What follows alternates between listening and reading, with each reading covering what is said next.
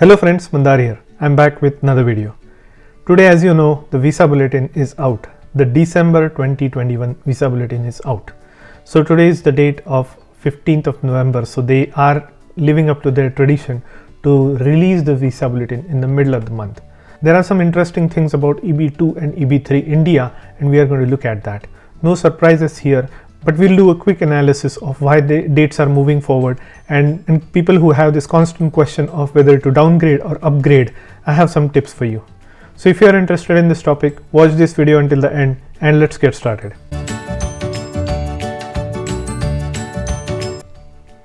If you are here for the first time, welcome. My name is Mandar and I make immigration related videos for US and Canada. I'm not an immigration lawyer, so anything that I say on this video or on my channel is for information purpose only.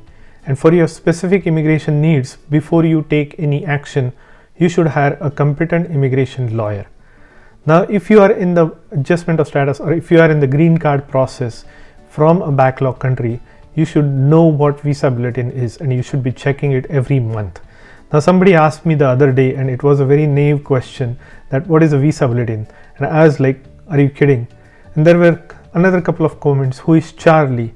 And I just sat up and ran away. So you know what I mean. If you are in this process, you got to know what the visa bulletin is, how to read it. If you don't know how to read it, there are a couple of charts in here. There is a final action date chart, there is a filing date chart, there is categories for F1, for family based versus employment based, and I have made a special video how to read the visa bulletin. And if you want, you might want to take a look at it if you are new to this process.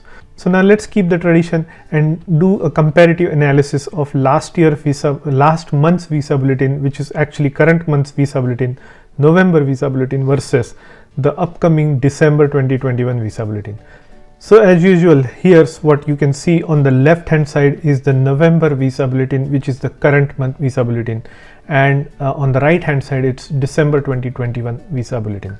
Now the November visa bulletin will still be effective until 30th of November, as you all know. So any dates that you see on this visa bulletin will be valid until the end of the month. The December visa bulletin will take into effect on 1st of December. So if your priority date becomes current as per the filing dates chart for the employment based category in the new visa bulletin, which is December, you should start collecting your documents that are required for adjustment of status so that you can apply for your 485 application on day 1, which is December 1st of 2021. So now let's look at the comparative analysis. I'll put the timelines in the description so that you can skip the family based section if you are in the employment based section, or you can do the vice versa, so that you can go directly to that section to view. So now let's start with the family based section. I'm scrolling down to the first chart for the family based section, and here it is, its final action date chart for family based section. As you know, there are 5 different categories: F1, F2A, F2B, F3 and F4. Now as you can see, let me just quickly take it a little above. As you can see, for F1, let's talk about F1. All across the board, the dates haven't changed. For all chargeability, they remain at 1st of December 2014. China remains at 1st of December 2014. India also the same date. The only date that has changed is for Mexico, which has progressed by 4 months from 15th of January 99 to 8th of May 99. And for Philippines, it has still remained the same, 1st of March 2012. Now F2A category, which is spouse and children of green card holders, that category has been current for a while. So as you can see, across the board, all chargeability, China, India, Mexico and Philippines, it stays the current. What it means is, if you are in this category, if you are a spouse or children of a US green card holder, you can apply for your 485 adjustment of status along with your I-130 application right away. There is no wait time for you. So if you are in that category, you should get your green card much sooner than the other categories. F2B also remains the same for all chargeability, China and India at 22nd of September 2015. For Mexico, it has progressed by about 3 months from March 15th, 2000 to 1st of July 2000, and for Philippines it has again stayed the same. For F3 category also everything across the board has stayed the same, which is 22nd of November 2008 for all chargeability China and India. Mexico has progressed by 2 months, 15th of May to 15th of July. And again, Philippines has not progressed at all. So you can see the theme here. Everything except Mexico is progressing in the final action date chart for family based category. And finally, the F4 category, as you can see, everything again remains the same for all chargeability China and India, except for Mexico. It again progressed by just over a month, from 8th of February 99 to 15th of March 99, and Philippines again stays the same. Now you might ask, why hasn't family based dates changed? Because, and you remember all the interviews with Charlie in the last several months, he did not expect to see any dates movement, significant movement in the family based category for the entire year of 2022, FY22.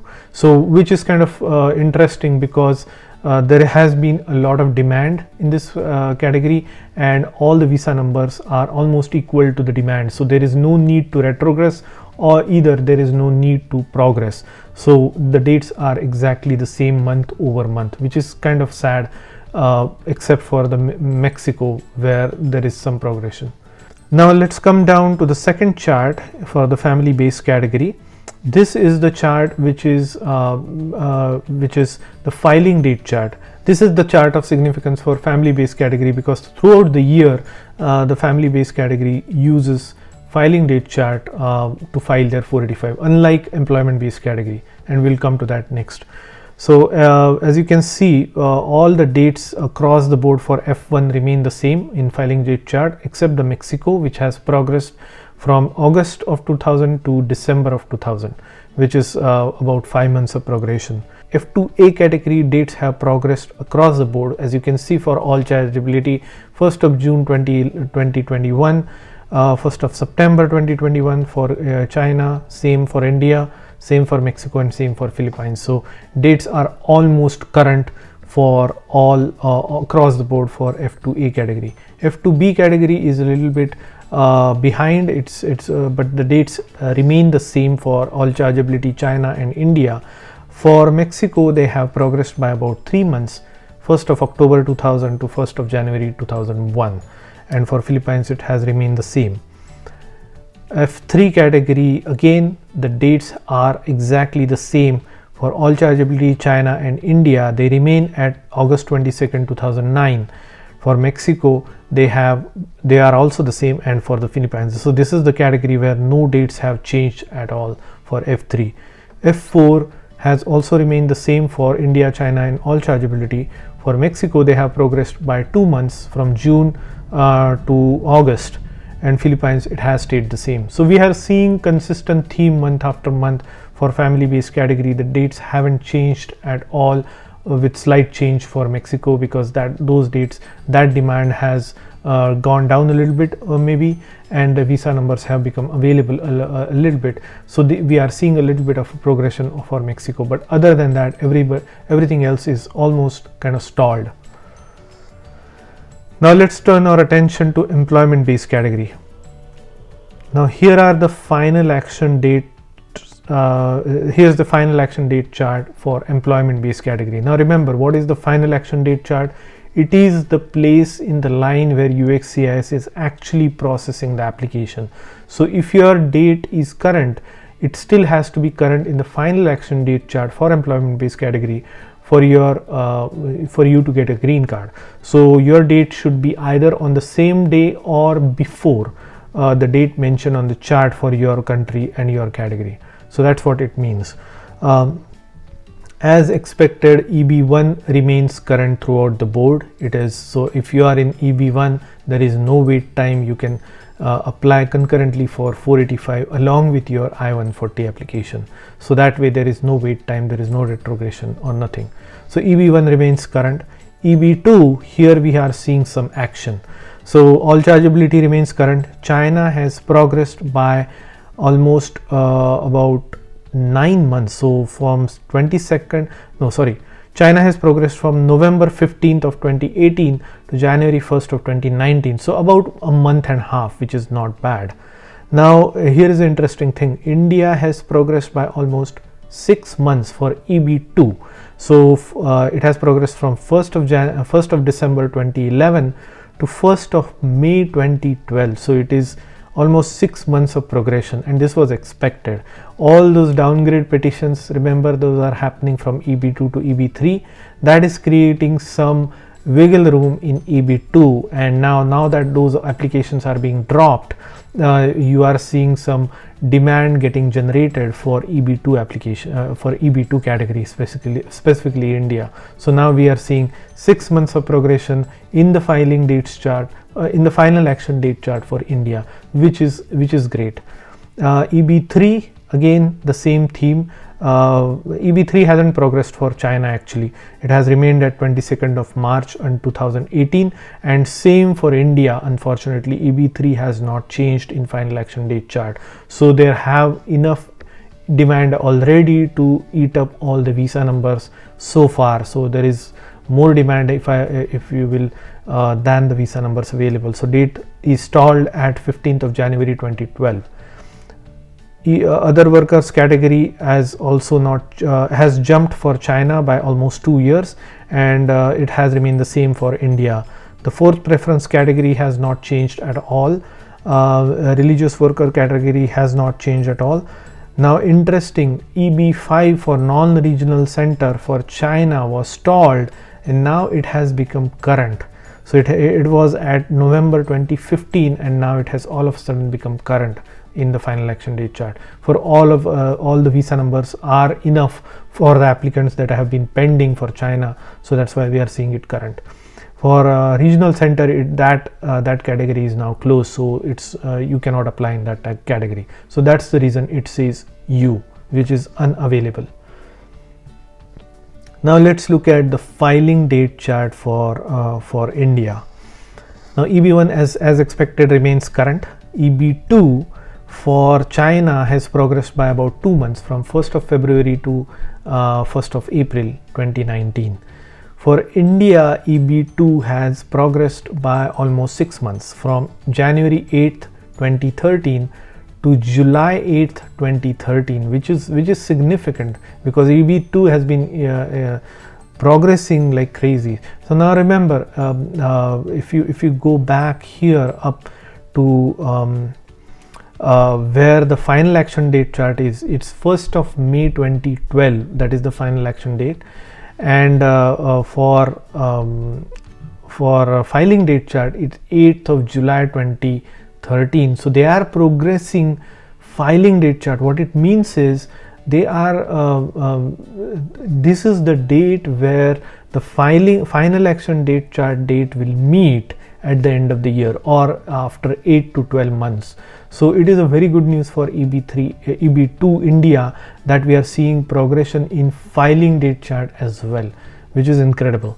EB3, again the sad story, it has not changed. It remains stalled at 22nd January 2012, and the rest of the chart almost remains the same, except for the non-regional center, as we saw that has become current. Now what is the takeaway from this? A lot of you people are asking me questions. I am within 6 months, I am within 1 month. People who are almost becoming current the next month. The other day I got a question from somebody who had the date of January, and now it's at July, and his date was February, and he was about to do the downgrade petition, and I replied back to that particular individual that don't downgrade at all, because your date is set to become current in the near future. So again, I keep repeating the same thing to a lot of people, that if you are within a reach, like within 6 months to a year of your particular date becoming current in the EB2 category, don't bother downgrading to EB3. Now it doesn't make sense even more, because the EB3 is stalled. But now if you are thinking about upgrading the petition back to EB2, it's not as simple, because now you might have to go back and file, unless your EB2 petition is still current and is still in progress. In that case, you might be able to go back and do the interfiling. But if it's not, upgrading from EB3 to EB2 is not a simple thing, because it's a totally different category. You need higher level of qualifications and experience to qualify in EB2 if you did not have a previous EB2 petition. So that's something to keep in mind. So I will always say, stay in your lane if you are still within a few months of becoming current. Just wait it out so that your date becomes current in your current category, and you don't have to waste money in upgrade and downgrade. So I hope that makes sense. So interesting thing here is, usually every month since the last 6 months or so, we had interview with the State Department with Charlie Oppenheim, and last month he retired, as you all know. But they did say that they were going to they were still going to hold an interview with somebody else, but I do not see that on the chart here. It doesn't tell me if it's going to be, if there is going to be any chat with Charlie kind of interview this month on the December visa bulletin. But I'll keep an eye on I'll keep refreshing the page and see if there is any updated information on any interview with Department of State, and if there is, I will make an analysis video out of it as well.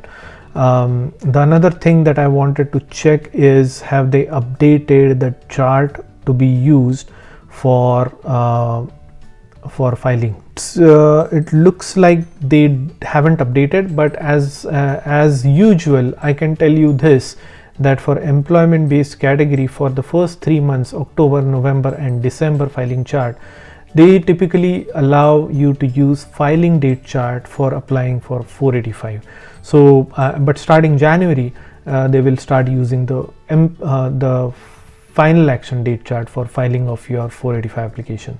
So hope that makes sense. So if you are close to becoming current in your filing date chart, just wait it out, and if you are current, you should be able to use the filing date chart for December as well, unless anything changes, and I'll update the video. But from my past experience, even in December they allow you to use filing date chart for EB category. So that's all I wanted to cover in this video. If you like the content of this video, please hit the like button and consider subscribing to my channel, and I'll see you in the next one.